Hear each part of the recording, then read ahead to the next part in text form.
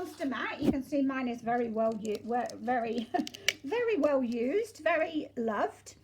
So this was from the Monster Kit handbook, but what happened was people were having to photocopy and then laminate and then cut out and all the rest of it. So what I've got in the updated Monster Kit handbook is that you've got the two pre-laminated sheets already, and you can also buy a whole wad of these if you're a school using the monster mapping for the Speedy 6. So you can actually order it as a set. So you've got the set like this. So what I want you to do is cut these out so that you've got the little tiles.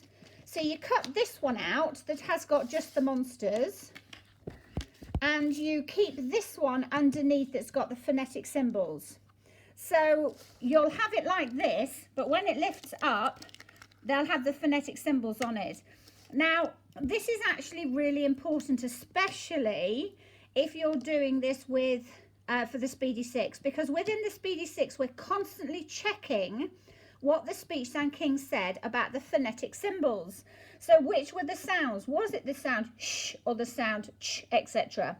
And we check it with something like 2phonetics.com, Macmillan, whatever, to check the phonetic symbol, because the universally recognized way of mapping phonemes to graphemes, as I say, it's a universally recognized way, and it isn't always the way you speak, because the written code was not created to account for everybody's accents. So we have this kind of foundation, this universally recognized way to map phonemes to graphemes that linguists use, you know, speech pathologists use, what have you. So look up the IPA, these are the phonetic symbols. So every monster is just an alternative to the phonetic symbols. So it doesn't matter how old the child is, cut these up. So as I say, you can order them in sets. So that one stays the same, cut this up, and then that goes over the top.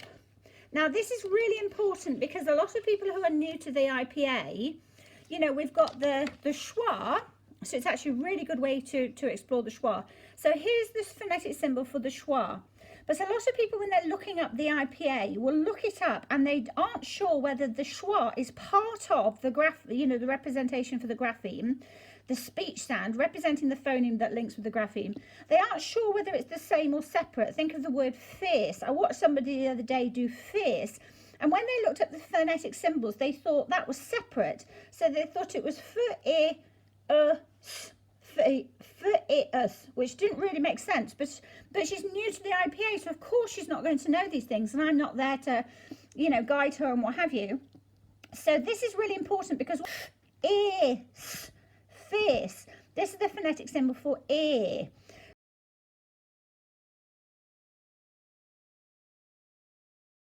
So the phonetic symbols, even though at the beginning you don't have to use them, we're not actually explicitly teaching the phonetic symbols at all, but by having them there, it means that you can explore them, and we are definitely exploring it when we are, you know, grade 1 up. I mean, I do it with obviously with my little ones, but in school, realistically, when you're doing the Speedy 6, you definitely need to use the IPA, and teachers, this is a really good way for teachers to understand the phonetic symbols.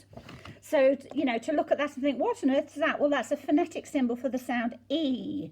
Now, the children learn all the monsters really quickly, so that's not the letter name E, that's the sound E, the phoneme E, like if we were going E, 3. So that would be the phonetic symbol. So if you looked up the word 3, typed in 3, you'd see the phonetic symbols.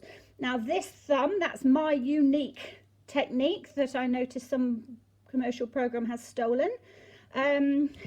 This thumb, so if you see any programs with a thumb up and a thumb down, that's Miss Emma technique, but they don't care. So this thumb, I did it to help children go this thumb, because the and the th sounds are so similar, it's so difficult to, you know, to distinguish between the two. So I go this thumb, just the same as the monsters are up and down. This thumb. So if we did 3, is it 3 or is it 3? This thumb, is it the or th? So it's this one, isn't it?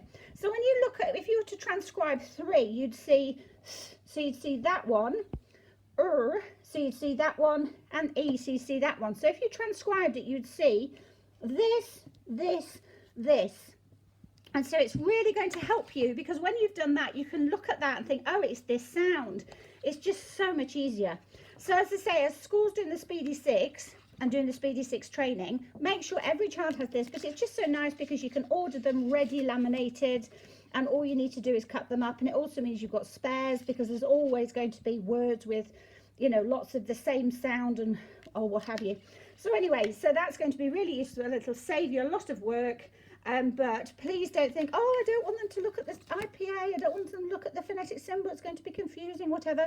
No, don't underestimate the children. If you're using SSP, the children will absolutely understand it, and often more easily than the grown-ups.